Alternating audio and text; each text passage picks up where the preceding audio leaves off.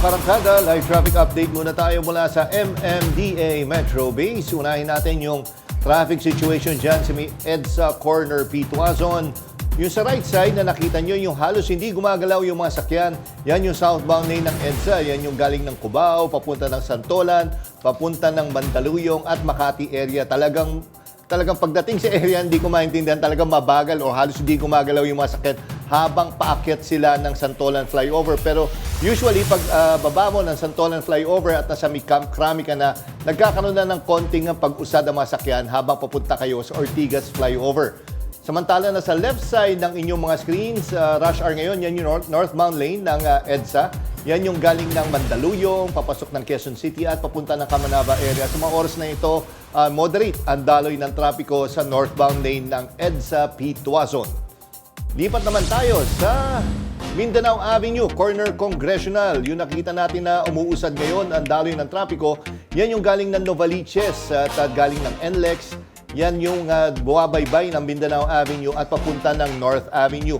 Nagkakaroon lang ng congestion sa pagitan ng Tandang Sora at Congressional kasi may ginagawa dyan yung subway na hinuhukay ngayon para nga doon sa subway system na ginagawa.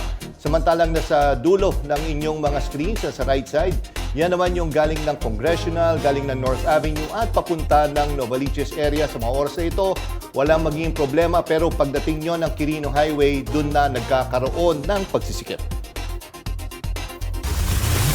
August 5, 2025, Martes. Mainit kahapon pero makulimlim naman ngayon dahil sa pumasok na raw ang low pressure area. Manatiling nakatutok sa lagay ng panahon at sa mga hatid naming maiinit na issue at balita.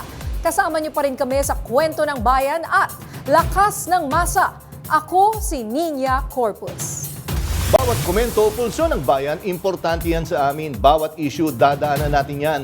Kagapay nyo kapi sa mga usaping hindi dapat palampasin. Live tayo sa DZMM Radio Patrol sa 630. 92.3 FM Radio Manila at lahat ng FMR station sa buong Pilipinas. Gayon din sa Signal TV Channel 31. Ako si Jack Batallones. Ito ang Arangkada Balita. Sa Pulsa Video, multicab na nasagi ng kotse, tumagilid. Babaeng OFW na inakalang natutulog, patay na pala. Babaeng nagsashabu habang naka-video call, pinaghahanap. Kausap niyang lalaki, wanted din pala. Mga senador, mapapalaban sa debate bukas kung dapat bang ituloy ang impeachment trial. At Korean superstar Joo Ji-hoon, best in fan service sa kanyang kauna-unahang pagbisita sa bansa. Halos 100 ang sugatan nang tumagilid ang isang multicab matapos banggain ng kotse sa Cebu. Ang aksidente sa Pulsa Video. May umaarangkadang balita sa FMR News Cebu correspondent Clark Pasuit. Sa kuha ng CCTV na ito, makikita ang isang multicab na biglang tumagilid. Nabundol pala ito ng kasabay na kotse. Nangyari yan sa Marcelo Fernan Bridge sa Lapu-Lapu City. Nasa 11 ang sugatan kabilang ang 4 na batang pasahero ng multicab. Isang 60 anyos na babae naman ang nabalian sa balikat. Agad na aresto ang driver ng kotse. May iniwasan daw pala itong motorsiklo. Kinabig niya yung manubela niya kasi tatamaan niya yung nakamotorsiklo sa unahan niya. Pero nung kumabig siya, hindi niya namalayan na yung multicab is nasa gilid niya pala. Tinamaan niya na pala. Maharap sa mga kaukulang kaso ang driver. Sa Ormoc City, Leyte, bumulagta ang lalaking yan sa kalsada matapos sumemplang sa motorsiklo. Wala siyang suot na helmet kaya napuruhan siya sa ulo. Sinubukan pa siyang i-revive ng mga rescuer pero wala na itong buhay. Iniimbestigahan pa ang insidente pero ayon sa mga pulis, posibleng nagkaproblema ang makina ng motor. Clark Pasuit, umaarangkada sa pagbabalita. 2 ang patay at 1 ang sugatan matapos sumalpok sa bahay ang isang motorsiklo sa Pagadian City. Yan ang umaarangkadang balita ni Zamboanga del Sur correspondent Jam Nueva. Nakunan sa CCTV ang pagsalpok ng motorsiklo sa isang bahay sa Pagadian City, Zamboanga del Sur, alas 3 ng hapon nung Biyernes. 3 ang sakay ng motorsiklo na pawang mga estudyante. Sa lakas ng impact, wasak ang bakal na screen door at solidong pinto ng bahay. Tumilapon ang mga biktima sa loob ng sala. Ang 2 babae ay nakadusay, duguan, habang ang motorsiklo ay nasa gilid ng loob ng bahay. Ang lalaking driver ay tumayo pa at narinig pang nagsabing nawalan siya ng preno. Agad rumisponde ang mga rescuers. Isa sa mga babaeng biktima ay pinulsuhan at mabilis na isinugod sa ospital. Ngunit idiniklara ring dead on arrival. Ang isa naman ay dead on the spot. Pagkabungad ko dun sa pintuan namin, kandusay na yung 2. Yung isa, tas nung nakita ko, duguan na talaga yung mukha niya, yung sa bibig. Pero wala na, napasigaw ako sa takot. Pinusuhan niya yung isang babae. Yung isa kasi on the spot na yun, yung nakabaliktad. Pagkatapos ng isa, may kunti pa daw pulso. Kaya pagkadating ng mga rescue, dinalao na yung isang babae kasi may puso pa nga. Pero pagkadating ng hospital is dead on arrival. Ayon kay Saornero, matindi ang pinsala sa kanilang bahay. Halos tumilapon ang lahat sa loob dahil sa lakas ng banggaan. Lumalabas sa investigasyon na nag-joyride ang mga biktima pero nawalan ng preno kaya bumulusok pababa. Investigation namin, ma'am, itong si family, yung driver, yung lalaki, is 16 years old. Probably, wala naman siya nakikitang license. And also, itong motor na ginamit nila is Ram Manila. So, nagiging na yung dahilan na hindi nila kayo kabisado din yung motor. Ang family, ma'am, is susong reklamo yung driver. Siya naman yung tawag dyan. Siya yung dahilan ng aksidente. But, considering natin na he is 16 years old. So, tingnan natin kung pwede ba siyang nag-share ba siya dun sa criminal liability. Kasalukuyang nagpapagaling pa sa ospital ang driver ng motorsiklo. Jam Nueva, umaarangkada sa pagbabalita. Nauwi sa karambola ang karerahan sa Ampatuan, Maguindanao del Sur. Isa ang patay habang 7 ang sugatan. Base sa investigasyon, nasa 10 kabataang nakamotorsiklo ang nagkarerahan. Isa sa mga motor ang sumalpok sa tricycle at nadamay ang mga kasunod pang motor. Sa lakas ng impact, tumilapon ang mga biktima. Isang binatilyo ang dead on the spot. Agad dinala sa ospital ang mga sugatan, kabilang ang driver ng tricycle. Iniimbestigahan na ang insidente. Patay ang isang OFW habang natutulog sa loob ng isang bus. Sinasabing galing pa sa Japan ang OFW at pauwi na sana sa Negros Oriental. Nagbabalik si FMR News Cebu correspondent Clark Pasuit. Pauwi na sana sa kanyang pamilya sa Negros, ngunit hindi na umabot pa ng buhay ang babaeng ito nang bawian siya ng buhay sa loob ng bus. Kinilala ang nasawi na si Wilma Ausa na taga-bayan ng Manhuyod, Negros Oriental, isang OFW. Sa inisyal na investigasyon, sinasabing mula pa sa Japan si Wilma na dumaan ng Manila at sumakay ng connecting flight pa Cebu. Doon na siya sumakay ng bus papuntang Negros Oriental. Ayon sa konduktor, natutulog lang ang biktima sa buong biyahe at tila hindi nagigising.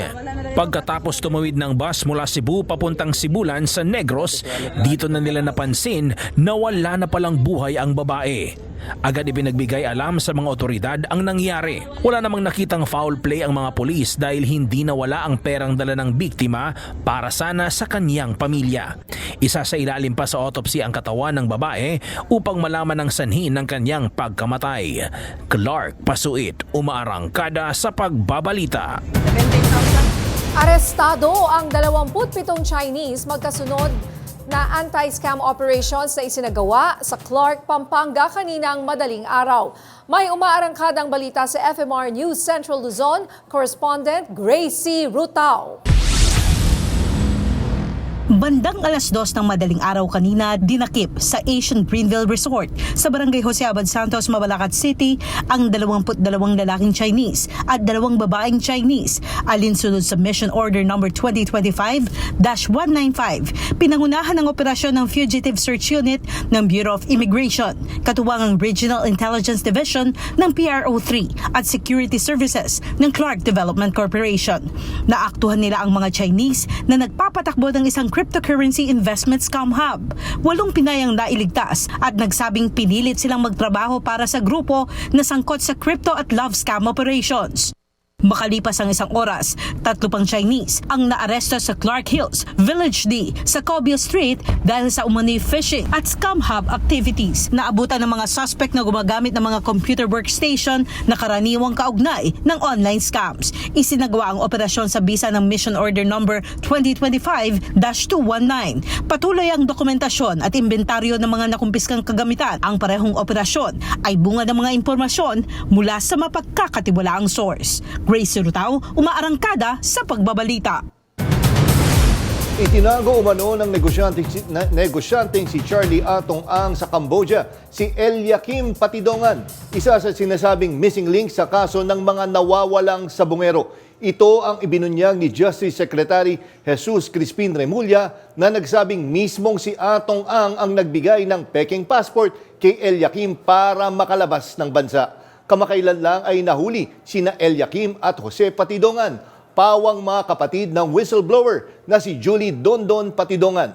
Sinabi ni Remulla na mahalaga ang mga impormasyong hawak ng magkapatid na makakatulong sa pagresolba sa kaso ng mga nawawalang sabongero. Dagdag pa ni Remulla, nakita mismo ni Eliakim ang pagpatay sa 10 sabongero, partikular na yung mga kinuha sa Santa Cruz at Lipa.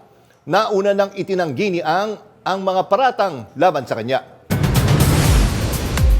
Inalis sa pwesto ng Philippine Army 6th Infantry Division ang 23 sundalo matapos mamatay sa isang rights o reception rights ang isang bagong recruit na sundalo sa Datupiang, Maguindanao. Ayon kay Lieutenant Colonel Roden Orbon, tagapagsalita ng 6th ID, ang hakbang ay para bigyang daan ang investigasyon sa pagkamatay ni Private Charlie Patigayon. Si Patigayon, tubong Colambugan, Lanao del Norte, ay katatapos lang sa training sa Tarlac at nakatakdang italaga sa 6th ID. Kabilang sa mga na-relieve sa pwesto ang 21 sundalo na mula sa iisang platoon na naroon sa reception right habang ang 2 ay opisyal ng company. Nasa restrictive custody na ngayon ang mga sangkot sa loob ng kampo. Pinuna ng netizens ang tila K9 mishandling daw ng Philippine National Police sa K9 dog na si Kobe na mistulang butot balat. Yan ang umarangkadang balita ni PRTV News correspondent Angela Babad.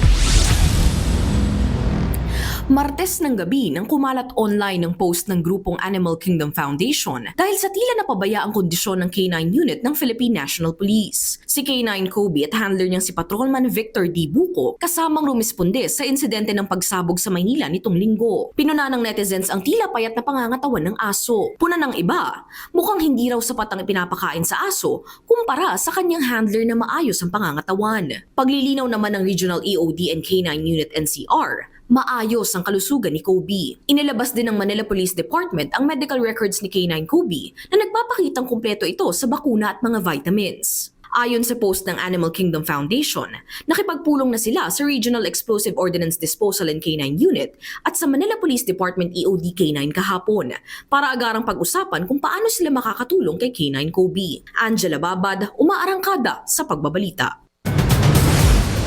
Hindi raw yuyuko at mananahimik na lamang sa isang sulok ang mababang kapulungan ng Kongreso sa desisyon ng Korte Suprema na ibasura ang impeachment case laban kay VP Sara Duterte. Ito ang matigas na mensahe ng Kamara kasabay ng inihaing motion for reconsideration kahapon sa Korte Suprema. Yan ang umaarangkadang balita ni PRTV News Senior Correspondent Willie Delgado Jr. Because if impeachments Tuluyan ng binasag ni House Speaker Martin Romualdez ang pananahimik sa kontrobersyal na desisyon ng Korte Suprema na ibasura ang impeachment case ni Vice President Sara Duterte. Sa kanyang video message, kinumpirma ng leader ng Kamara na formal lang inihain ng Solicitor General ang motion for reconsideration na humihiling na baliktarin ng mataas na korte ang naunang desisyon na nagbabasura sa kaso ng Vice Presidente. Pagdidiin ni Romualdez, hindi ito paglaban sa otoridad ng Korte Suprema, bagkus isang pagtutuwid sa hindi tamang pag-unawa sa katotohanan. Katotohanang ang Kongreso lamang ang may natatanging kapangyarihang magpasimula ng impeachment case. Isang kapangyarihang wala silang kahati sa ilalim ng saligang batas. At ang kapangyarihang ito ay tila pilit hinuhubad ng Korte Suprema dahil lamang sa hindi tamang pagbasa ng katotohanan. Let us be clear. The Constitution says the House of Representatives shall have the exclusive power to initiate all cases of impeachment. That power is not shared, not subject to pre-approval, and not conditional. Yet, in GR number 278353, the Supreme Court ruled otherwise, based on a misreading of facts and a retroactive imposition of the new rules. Sabi ni Romualdez, nirerespeto ng Kamara ang kapangyarihan ng Korte Suprema bilang co-equal branch ng gobyerno. Gayunman, kanila pa rin ipaglalaban ang tungkuling iniatang sa kanila, ang maging boses ng taong bayan. With full respect to the Constitution, in defense of institutional balance, and in the name of the Filipino people, the House of Representatives has filed a motion for reconsideration before the Supreme Court. This is not an act of defiance. It is an act of duty. We do not challenge the authority of the court. We seek only to preserve the rightful role of the House, the voice of the people, in the process of accountability. Ang paghahain-anya ng apela ay hindi paghamon sa Korte Suprema at ang hindi pagsang-ayon ay hindi nangangahulugan ng pagsuway. Nangako si Romualdez na hindi sila basta yuyuko at mananahimik. Handa daw sila sa Kamara na labanan ng mali para mangibabaw ang katotohanan. To dissent is not to defy. To demand accountability is not to destabilize. To insist on constitutional integrity is not to weaken the democracy, it is to strengthen it. We speak now not because it is easy, but because it is necessary. The House will not bow in silence. Willie Delgado Jr. umaarangkada sa pagbabalita. Walang makapipigil at tuloy na ang planong debate sa Senado kaugnay sa impeachment trial kay Vice President Sara Duterte August 6, 2025 bukas. Ito ay sa kabila ng pending motion for reconsideration na inihain ng House of Representatives sa Korte Suprema. Ayon kay Attorney Reggie Tongol, tagapagsalita ng Senate Impeachment Court, naghahanda na ang mga senador sa kanilang debate ng kani-kanilang motion at mga schools of thought na isusulong sa plenaryo. Sinabi pa ni Tongol na ang Senate caucus ay mainit sa mga legal questions kaugnay sa impeachment kung kailangang ituloy o hindi. Isa pa sa tatalakayin ay kung susundin ng Korte Suprema ang kautusan ng Supreme Court. Kung susundin ng Senado ang kautusan ng Supreme Court, yun ang ibig sabihin doon. Nauna lang sinabi ni Senator Jinggoy Estrada na aabot sa 20 ang mga may gustong sumunod sa SC ruling.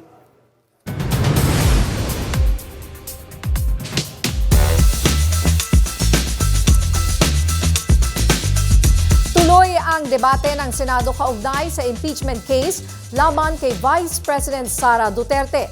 Habang kahapon ay inanunsyo ni House Speaker Martin Romualdez ang paghahain ng motion for reconsideration kaugnay sa naging desisyon ng Korte Suprema. Kumuha po tayo ng opinyon ng Kamara at makakausap po natin si Attorney Princess Abante, ang tagapagsalita ng Kamara. Magandang hapon sa inyo, Attorney Princess. Magandang hapon po sa inyong lahat. Magandang hapon, Ms. Nina and Sir Jack. Unahin po natin, Attorney, itong paghahain ng MR or Motion for Reconsideration ng Kamara. Kailan niyo po ito inihain at ano po ang nilalaman nito? Kahapon po nakapag-file na ang counsel ng House of Representatives, ang Office of the Solicitor General, through the online portal. And I understand today na pa-receive na rin siya sa Supreme Court, no?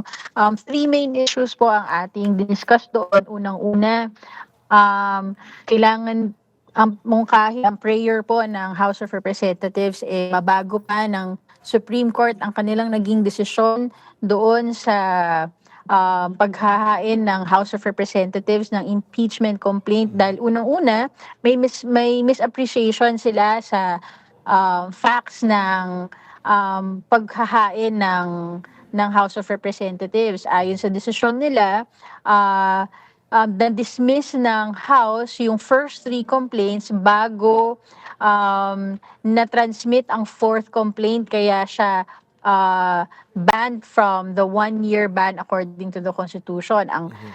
According sa aming records, House Journal number 36, ay iisa lang po ang na-initiate na impeachment complaint ng House of Representatives, at yun po yung fourth complaint that is a verified complaint and signed by more than 1/3 of the members of the House of Representatives. And Attorney Abante, do you share the same opinion ng iba namin nakakausap na abogado na parang during mid-game doon binago yung rules Pero nung final yung nung February 5, yung impeachment, ay ito yung rules na sinunod. Pero ngayon, biglang may binago sila sa kalagitnaan habang nag-aantay kung matutuloy yung trial. Tama po ba? Hindi ko po narinig yung first part ng question niya, medyo nawala po yung signal, no? Pero ang posisyon po ng House ay lahat po na naging actions ng House doon sa paghahain ng complaint hanggang sa pag-transmit sa Senado ay ayon sa alituntunin ng Constitution, ayon sa internal rules ng House of Representatives, at ayon sa mga previous decisions of the Supreme Court. So wala po kaming nilabag na mga alituntunin ng batas para masabi na ang naging actions ng House ay unconstitutional. Yung sinabi din po ng court na hindi nabigyan ng due process si Vice President Sara Duterte ay hindi rin po tama, with all due respect sa Supreme Court, dahil po ang mode na ginamit ng House of Representatives ay yung second mode of initiating impeachment complaint. Ang due process po talaga yan sa pananaw po ng House of Representatives ay dun na po sa Senado sa pag-try and decide nila base sa mandato na binigay sa kanila ng Constitution. So, Attorney Princess, ang parang sinasabi ninyo na hindi na kailangan maging, kumbaga, itong desisyon ng Korte Suprema na dinidismiss yung impeachment case laban kay VP Sara should not affect the decision of the Senate. Tama po ba? Ang pananaw po ng House of Representatives ay unang-una, may mandato pa rin ang Constitution sa Senado to try and decide. Pangalawa, na ang panawagan po ng House of Representatives, hindi pa po final ang desisyon ng Supreme Court. Kaya hindi pa po kailangan tuldukan o itigilin ang impeachment trial laban kay Vice President Sara Duterte. Pero ang bukas po inaabangan yung debate. Ano po kaya ang yung inaasahan dito sa debateng ito? Paano kung tuluyang tuldukan ng Senado at sabihin, sige, sundin na natin ang desisyon ng Korte Suprema? Well, hindi ko pa po masasagot yan dahil hindi pa naman po yan na nangyayari. Alam ko po na may mga senador po na ang pananaw ay dapat ituloy ang impeachment trial. Naririnig ko din po ang pananaw ng ibang mga senador na gusto na rin pong itigil. Again, ang masasabi lang po ng House of Representatives, meron po kaming tungkulin. Pareho po ang House of Representatives at Senado mula sa konstitusyon at panawagan din po ng taong bayan na ituloy po ang impeachment proceedings. Hindi po ito tungkol sa politika o kung sino mang personalidad. Ito po ay tungkol po sa accountability at being faithful po sa mandate ng Constitution sa Kongreso. And yun nga actually yung point din siguro ni partner niya kanina, attorney. Kasi kunyari nga, bukas magkakaroon ng debate at biglang nagdesisyon sila, Ano mangyayari dito sa motion for reconsideration? Hindi ba dapat inintay muna yung resolusyon ng SC do sa motion for reconsideration bago sila magdebate kung itutuloy? Mas mainam po, no? Mas mainam na hintayin po talaga ng Senado ang magiging final na decision ng Supreme Court. Lalo na po, nakita ko din po na nagbigay na rin po ng order ang Supreme Court para si Vice President Sara Duterte na mag-comment sa motion for reconsideration na hinain ng House of Representatives. Ibig sabihin, hindi pa po talaga tapos yung kaso before the Supreme Court. Ganun pa man, kung ano man po mangyayari bukas, kailangan pa rin po na matapos yung kaso sa Supreme Court dahil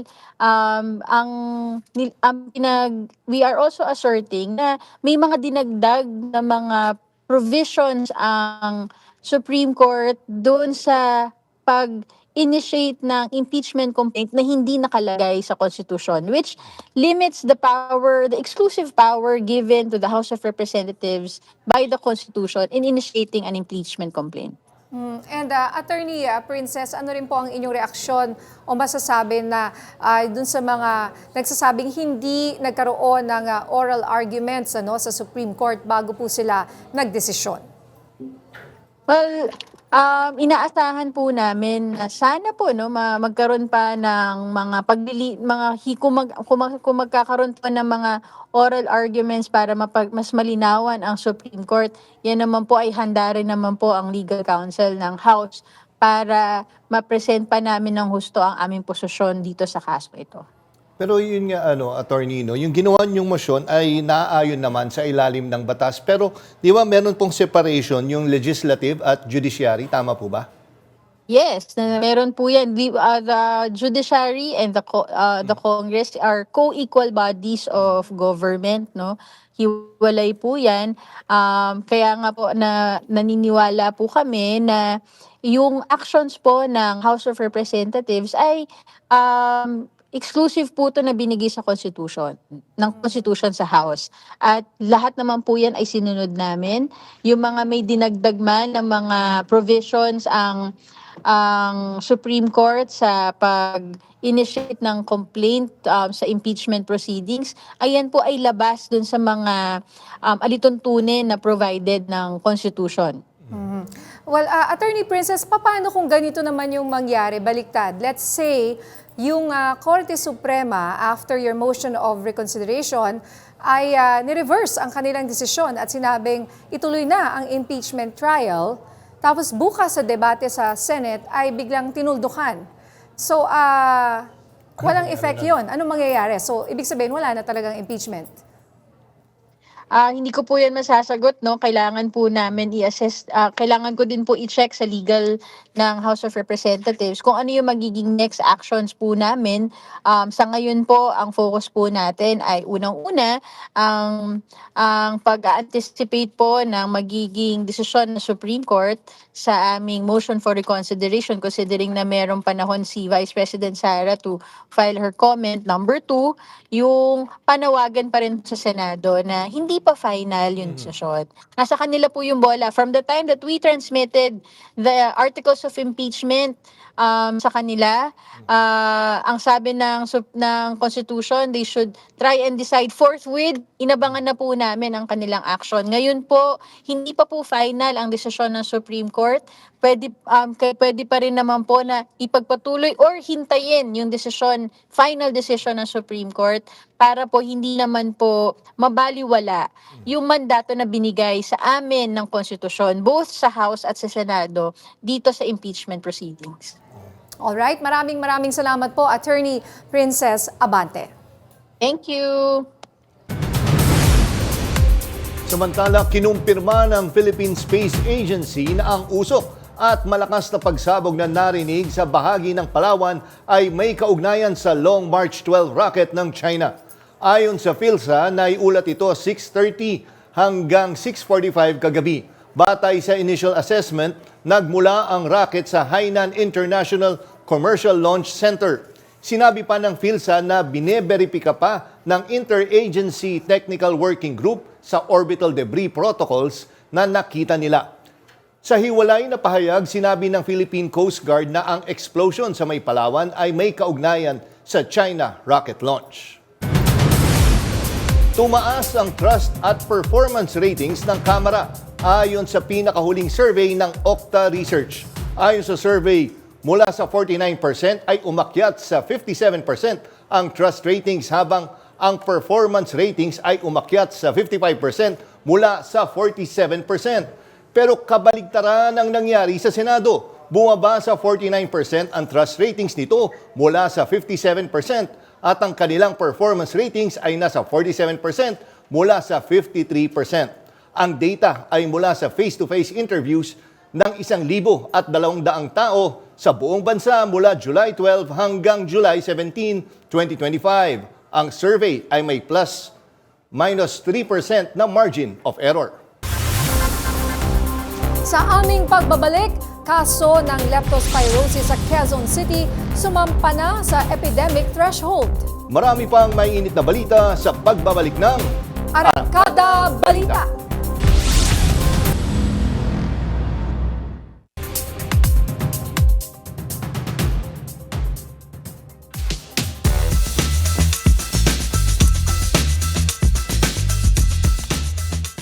At kaugnay pa rin sa mainit na debate kaugnay sa impeachment case ni Vice President Sara Duterte na ayon sa Philippine Constitution Association ay hindi malayong maging banta sa umiiral na prinsipyo ng 1987 Constitution matapos na ibasura ito ng Korte Suprema.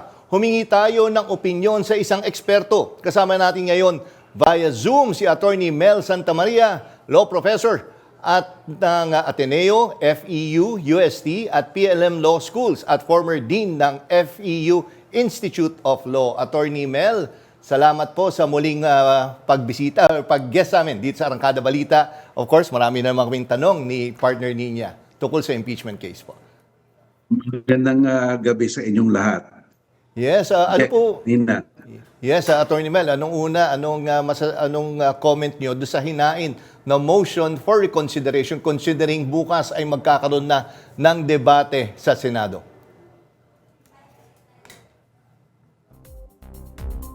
Mukhang may problema pa. Pero yun. Nag-hang si Attorney. Yes, oo. Factual, ha? Factual. Pinoint out nila yung mga maling factual assessment ng Korte Suprema. Halimbawa, sinabi ng Korte Suprema na nung transmittal walang plenary session. Pero pinakita nila yung records ng House. May session kompleto naman pala. Kasi ang naging base ng Korte Suprema ay isang news item. Well, sabihin na natin sa ABS-CBN. Well, as between a news item and the records of Congress, sino mananaig doon? Yun ang sabi nila. At madami pang punto, yung kamukha nung sine die, adjournment sine die. Hindi lahat ng adjournment putol na ang termino ng Congress. Yung adjournment sine die lang. At iyon ay mangyayari pa ng July 14, 2025. Pebrero pa lang ang ating pinag-uusapan, sabi nila. Hindi lahat ng adjournment sine die. So yung termination, benchmark, mukha atang mali yun, no? At ang sabi pa ng Office of the Solicitor General, yung nauna talaga, yung 1/3 vote, kesa dun sa tatlong pagdidismiss nung naunang complaints. Pinakita nila yung records sa Korte Suprema. Kaya malakas. Sa tingin ko, malakas yung hinain na motion for reconsideration ng House of Representatives. Pero, So parang kumbaga based on factual evidence po yung sinasabi niyo, based on facts na nagkamali po sila kung kanilang aminin. Oo, yun nga po. Hindi ba? Kasi yun nga, no? So if they reverse yung kanilang decision, yung other question ko nga po, sa history po ba ng Korte Suprema sa mga ganitong klase ng kaso na maybe may similar cases na ni-reverse nila yung kanilang desisyon? Meron po ba kayong naaalala, Attorney? pinag-uusapan yung mga civil cases, criminal cases. Oo, nagbabaliktad ang Korte Suprema, umaamin naman sila minsan na hindi nila na-appreciate masyado at nagre-reversal sila. Pero sa mga usaping politikal, like yung deklarasyon ng martial law, like yung Anti-Terrorism Act, at yung mga impeachment nila Davide, for example, yung mga People's Initiative, rarely na nagbabago sila, hindi sila nagbabago. Pero dito sa kasong to, baka lang makita o at least may humility ang Korte Suprema na sabi nila na, nga, mali appreciation ng fact nito. Nga, mali ito, hindi ito. Kasi kung ma-appreciate yung sinasabi ng Office of the Solicitor General na mali yung appreciation ng facts, magbabago talaga ang desisyon. Pero attorney, kunyari nga, sabi nyo, malaki yung chance dahil maganda itong yung mga facts na nilagay doon sa MR. Paano kung kunyari nga, mag-decide ang Supreme Court na kumbaga nagbago isip nila, pero bukas sa debate ay nagdesisyon na sila, wag ituloy ang impeachment trial, anong mangyayari po sa atin ngayon? Iyon, no?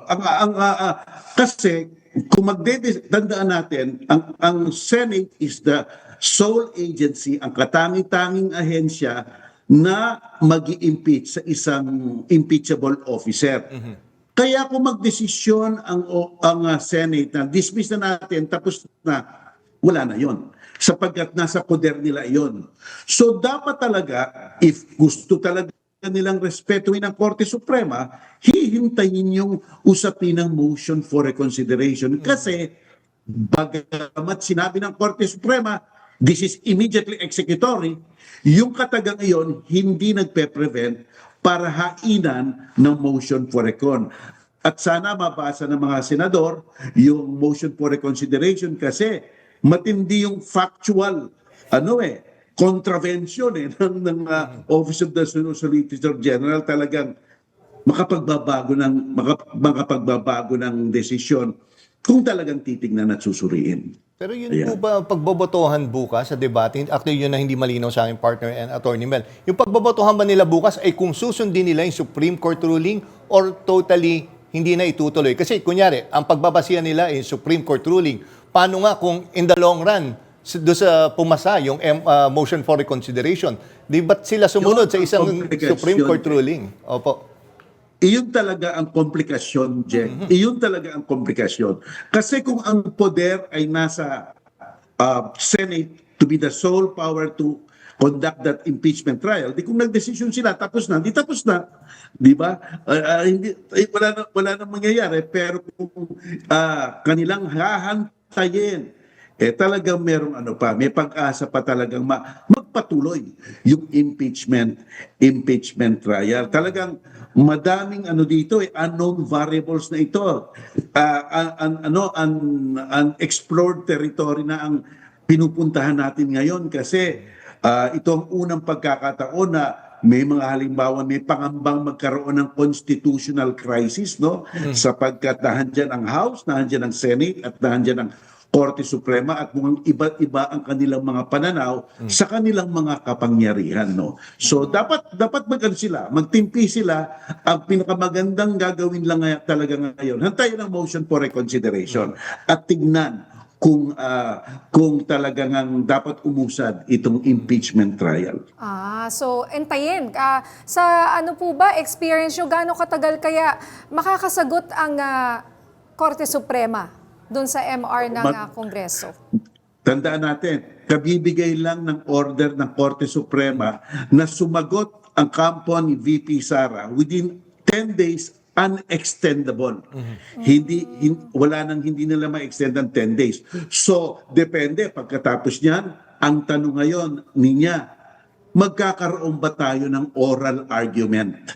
No? Kasi iyan din ang hinihiling ng ilang mga sektor, lalo na sila former Chief Justice Panganiban, former Acting Chief Justice Carpio. So, kung magkakaroon ng oral argument, medyo hahaba pa yan. Hindi pa tayo matatapos ngayong buwan na ito sapagkat iseset yung oral argument. Ngayon, kung sinabi naman ng Korte Suprema, wala kaming nakikitang rason para baguhin itong aming desisyon. Almost immediately ide-deny yan, no? So yan ang titignan natin mga possibility, pero sa aking paningin, sa tingin ko lang baka talagang silipin ulit ng Korte Suprema ang mga factual setup dito. At malamang baka nga magkaroon ng oral argument kasi mas magandang may oral argument para matatanong mo mismo yung House of Representatives, pati na yung kampo ni Sara, kung ano na dapat ipaliwanag nila para luminaw. Yan. But then, since this will take time, ano po, sabi nyo nga, paano kung hindi pa sumagot si VP Sara at intayin yung deadline, which is like a few days from now, bukas na yung debate po sa Senado kung saan they will decide kung itutuloy yung impeachment or not. So if the Senate decides, hindi na, that's it for the impeachment trial. That's it. Sabihin ng Senate, hindi na. That's it. And then Kasi remember, they have the sole Supreme power Court decides to try a case. Yes. Since sila ang mga huwes, sinabi nila tapos na. Well, tapos na. Iyan ang problema diyan, no? Kaya dapat ang inaasahan na lang ng mga tao dito, Ninia, Jack, is conscience. Yung conscience ng bawat mga senador at yung practicality ng situation. Kasi kung sabihin ng Senate, tapos na, dismiss na, baka biglang maglabas ang Korte Suprema nang sasabihin nila, moot and academic na. Ano pang didesisyon na namin? Wala nang matutuloy na hearing. Pero kasi napakahalaga noong motion for reconsideration because there are certain factual discrepancies na tinukoy ang Office of the Solicitor General na hindi mo talaga may iiwasan. Talagang kung titignan mo, kung ikukumpara mo yung dalawa, medyo matengkad. Kaya dapat siguro ang ating Senate magtimpi, mag-control sa sarili nila. At tama rin yung mga advice na hintayin nyo na. Bakit kayo nagmamadali? Diba? So yun. Kasi pagka nag-decide yung Senado, sabihin ng nag-decide na pala, wag na tayo Yun nga eh. wala nang oral arguments, di ba? Pero yun nga, Attorney Mel and partner, no? So bukas, dun sa debate, tama ba, Attorney Mel, dapat hindi nila, kung magbobotohan man sila na hindi ituloy yung impeachment trial, dapat hindi na ipasok dito yung about sa SC decision dahil may separation nga yung legislative at judiciary. So dapat hindi nila pagbabasehan sa kanilang magiging desisyon bukas yung SC resolution. Tama po? Basta independently. Independently. Sabihin nila, okay, ito na ang pagkakataon, ang pag-aantala, baka merong rason. Because it's a practical thing to delay this case because nga it might constitute yung pangamba natin baka magkaroon ng constitutional crisis ito, di ba? Pero kung isasagad nila nang i-dismiss na natin, baka wala nang saysay ang Korte Suprema or baka ang House of Representatives iba naman ang gagawin nila. We do not know, no? Baka another hindi natin alam kung ano ngayon ang tingin ng House of Representatives sa mga gagawin niyan, ano ang kanilang i-answer diyan. Opo. Okay. So maraming salamat po, Attorney Santa Maria. It's a pleasure talaga marinig yung mga insights mo, lalo na sa mga legal issues tungkol sa impeachment po ng ating Vice Presidente. Again, exciting times tomorrow. Again, maraming salamat po, Attorney Mel, and mabuhay po kayo. Maraming salamat, Ninia, Jack. Thank you lahat. Salamat po. Itinanggi ni DPWH Secretary Manuel Bonoan na may 800 bilyong flood control projects na kinuha umano ng 6 na kongresista. Samantala, may buwelta naman si Pangulong Ferdinand Marcos Jr. sa mga kurakot kahit pa kaalyado niya. Yan ang umarangkadang balita ni PRTV News correspondent Christian Bascones. We certainly will submit all the information. Sa pagdinig ng House Committee on Public Accounts, binigyang diin ni DPWH Secretary Manuel Bonoan na walang katotohanan ang chismis sa social media tungkol sa umano'y pagkuha ng 6 na kongresista ng 800 billion pesos para sa mga proyekto ng flood control. To me, it's a little preposterous actually to have something like this, 800 billion for 6 members of Congress. Binuksan ni Senior Deputy Speaker David J.J. Suarez ang usapin matapos kumalat ang nasabing post na umano'y may pagmamanipula ng pondo para sa sariling interes ng ilang mambabatas. Tanong naman ni Ako Bicol Representative Alfredo Garvin Jr., meron bang ganitong budget na itinalaga para sa 6 na kongresista? What I'm saying is that we don't have any specific record of this kind of allocation for the 6 congressmen that has been put into the... Samantala, ipinaliwanag ni Pangulong Ferdinand R. Marcos Jr. kung bakit nang gagalaiti siya sa mga opisyal na panay ang pagdadahilan at hindi ginagawa ang trabaho sa mga proyekto laban sa baha. Nakita ko, hindi nagagawa. Akala ko ba meron tayong linagay dito? Hindi pa naumpisa, whatever. Yun, the usual excuses. Eh, sabi ko, kalukuhan na ito. Maliwanag na hindi ginagawa ang trabaho. Sa paglutas ng problema, naniniwala ang Pangulo na hindi ito agad mabibigyang solusyon kung walang mananagot. So for us to fix the problem, we have to know what happened and where did it go wrong at sinong dapat managot. At kung sakali ang mga sangkot sa pangungurakot ay kaalyado niya, sagot ng Pangulo. Sorry na lang. Hindi na kita kaalyado kung ganyan ang ginagawa mo. Ayaw na kitang kaalyado. Hawak na ni Pangulong Marcos ang listahan ng mga iniimbestigahan at sisiguraduhin ng Pangulo na mapapabilang sa mga blacklisted ang mga kontraktor na kasabwat sa pagpapasarap ng buhay ng mga korap na opisyal. Christian Bascones, umaarangkada sa pagbabalita.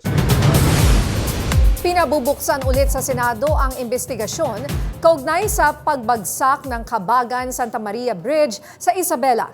Tanong kasi ni Senate President Pro Tempore Jinggoy Estrada, bakit wala man lang naimbestigahan na opisyal ng DPWH? Yan ang umaarangkadang balita ni PRTV News Correspondent Zandro Ochona. Nag-cause ng pagbagsak ng tulay dito sa Kabagan. Matapos ang 5 buwan mula nang mag-collapse ang Kabagan Santa Maria Bridge sa Isabela at sa isinagawang investigasyon ng Senado noong 19th Congress, iginigiit ni Senate President Pro Tempore Jinggoy Estrada sa kanyang privilege speech na dapat ipagpatuloy ang isinagawang investigasyon ng Senado. Sino po ang dapat managot? Sino ang may sala? Nakakadismaya na matapos maimbestigahan ito ng Senate Blue Ribbon Committee sa pangunguna ng ating kasamahan na si Senator Alan Peter Cayetano ay ang nakakabahalang kawalan ng malinaw na pananagutan mula sa taong responsable sa pagpapatupad ng proyektong ito. Git pa niya, nakalulungkot na tila walang nadawit na opisyal ng DPWH kahit tingin niya ay may pananagutan ng ilang opisyal nito. Wala tayong nabalitaan na nasuspending opisyal ng DPWH na may kinalaman sa proyektong ito. Wala rin tayong nabalitaan iniimbestigahan sila upang panagutin. At ang masakit pa niya, sinalo ng truck driver ang lahat ng pananagutan. Mahirap tanggapin na sa mga susunod na araw ay haharap sa kaso ang maliit na tao na tulad ng driver ng truck na pananagutin ng DPWH. Samantalang pinagtatakpan nila ang kanilang mga kasamahan. Dagdag pa ng Senador, 12 taong ginawa ang tulay sa halagang 1.2 billion pesos pero nag-collapse ito 20 araw matapos itong buksan sa trapiko. Sa huli, nagdesisyon ng plenaryo na i-refer ito sa Senate Blue Ribbon Committee para sa pagpapatuloy ng investigasyon. Zandro Ochona, umaarangkada sa pagbabalita. Patuloy ang pagtaas ng kaso ng leptospirosis sa Quezon City matapos ang sunod-sunod na mga pagbaha dulot ng malalakas na pag-ulan. Yan ang umarangkadang balita ni PRTV News Correspondent Mari Ocampo.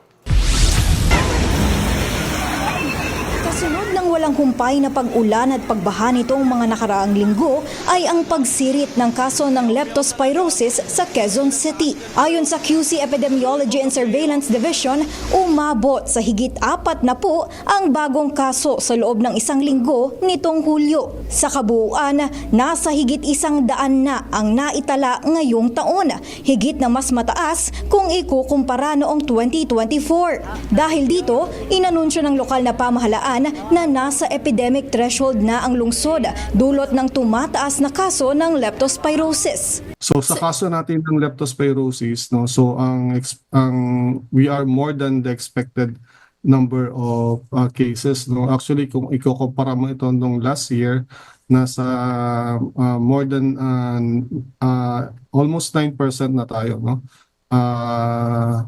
Higher compared to the same period last year. Ayon kay QCESD Chief Dr. Rolly Cruz, marami sa mga kaso ngayon ay galing sa mga lugar na binaha at 23 sa mga ito ay nauwi na sa pagkasawi. Karamihan ng mga nagkaroon ng sakit ay mga residenteng hindi tumuloy sa mga evacuation centers noong kasagsagan ng sunod-sunod na bagyo, kung saan namamahagi ng gamot kontra leptospirosis ang lokal na pamahalaan. Ang problema kasi dito, doon sa mga nakikita natin mga namatay, inignore nila yung mga sintomas, no? So hindi sila agad nagpatingin sa doktor.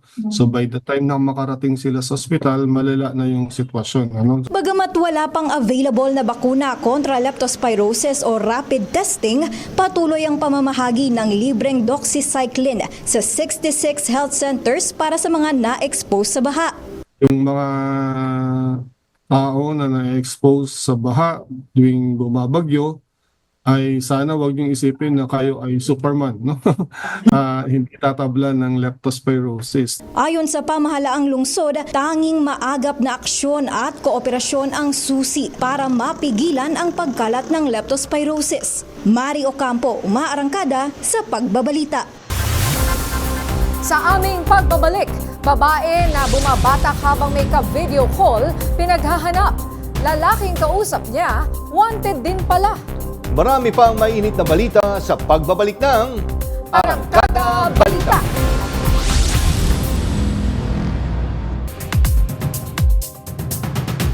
Pinaghahanap ng mga otoridad ang isang babae na nakunang gumagamit ng shabu habang nagvi-video call. Pati na ang lalaking kanyang kausap na wanted din pala sa iba-ibang kaso. May umarangkadang balita si FMR News Cebu correspondent Clark Pasuit. Viral sa social media ang video na ito matapos i-post ng mayor ng bayan ng Dumanhog na si Mayor Gungun Hica sa Facebook. Makikita sa video ang isang babae na may ka-video call na isang lalaki habang nagsashabu. Ang lalaking nasa video, kinilalang si alias Canorio, kilalang drug pusher na dati nang nakulong sa Cebu Provincial Detention and Rehabilitation Center. Habang ang babae ay kinilalang si alias Daplo. Hinahanap rin ng mga otoridad ang isa pang Maria Cecilia Lopez Padayo na sangkot din umano sa pagtutulak ng droga. Sa kanyang Facebook post, sinabi ni Mayor Hica na kahit na noong nakakulong pa si alias Canorio ay patuloy ang drug operation ng kanyang grupo. Lalo pang lumaki ang drug distribution network niya nang makalaya. Bukod sa pagtutulak, naniniwala ang mga otoridad na sangkot din ang grupo sa mga kasong arson at murder. Ang grupo ang itinuturong mga suspect sa pagpatay ng isang barangay secretary sa Dumanhog kamakailan. Naglabas na ng 300,000 pisong pabuya si Mayor Hica para sa sino mang makakapagbigay ng impormasyon sa kinaroroonan ng mga suspect. Clark Pasuit, umaarangkada sa Pagbabalita. Isang fetus ang natagpuang palutang-lutang sa dagat sa Iligan City. Yan ang umaarangkadang balita ni FMR News Iligan correspondent Jam Nueva. Alas 6:45 ng umaga, natagpuan ng isang residente ang isang fetus na palutang-lutang sa baybayin ng Purok 1, Barangay Tambakan, Iligan City. Palutaw siya. Wala ko kabalo, binako ko lang sa kon baka ng unggoy. Abi na ko lang sa unggoy. Pagka na ako daan na, diha man nang iyang inunglan, nagbuyod sa iyang pusod. Ako nang siya, sakit ko sa kumbana, gikan ko lang ditan, dito ko gikan. Anak nga. Bata lagi pang, may bata lagi pang ay labay. Agad na kinuha ng mag-asawa ang sanggol at inilagay sa isang plastic na kahon bago ito i-report sa mga otoridad. If it is intentionally aborted through a person, no, yung mga tinatawag nating abortionist, then they will be held accountable for their crime, no, for infanticide. Ayon sa Iligan City Police Office, patuloy pa ang ginagawang investigasyon upang matukoy kung sino ang nagtapon ng fetus. conducting follow-up investigation, no? Yung mga pwede nating makita ng mga CCTV cameras within the vicinity alongside with the order seizure, if mayroon tayong makita na tinapon doon, or if none, perhaps we could speculate that naanod lang yung fetus dito.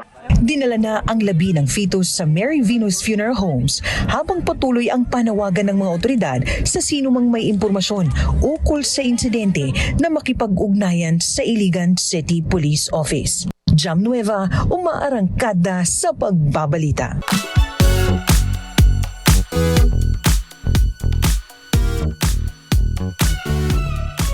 Hindi lang Best Actor, kundi Best in Fan Service din ang Korean superstar na si Joo Ji-hoon na bumisita sa bansa para sa kanyang kauna-unahang fan meeting. Yan ang umaarangkadang showbiz balita ni DJ Mama Mia. Fans here and say, ang ganda mo. Ang ganda mo. Pagkatapos ng 20 years sa paghihintay sa kanyang pagbisita sa bansa, makabasag eardrum na tilian ng Pinoy fans ang sumalubong kay Korean superstar Joo Ji-hoon. Sulit naman ang dekadang hintay dahil bukod sa pakilig na song number, si Ji-hoon, Gina G na nakipaglaro pa. Siyempre, Gina G din ang mga ate. Around you and when he's taking a selfie, ayan. Chance na nga naman para malapitan, mahawakan at mayakap ang kanilang idol crush. All in din naman si Ji-hoon sa pagpapasaya sa kanyang Pinoy fans with lots of selfies, smiles, and hugs. Sa dami ng highlights ng Juniverse Fan Meet, ito talaga ang pinaka-nakakakilig mula sa Best Actor ng The Trauma Code Heroes on Call. 1, 2, 3! I love songs too. Ako po si DJ Mama Mia ng FM Radio Manila. Umaarangkada sa Showbiz Balita. At yan ang mga balitang umarangkada ngayong araw. Ako si Nina Corpus. At ako naman si Jack Batallones. Para hindi mahuli sa usapan, kapit lang hanggang susunod na Arangkada Balita.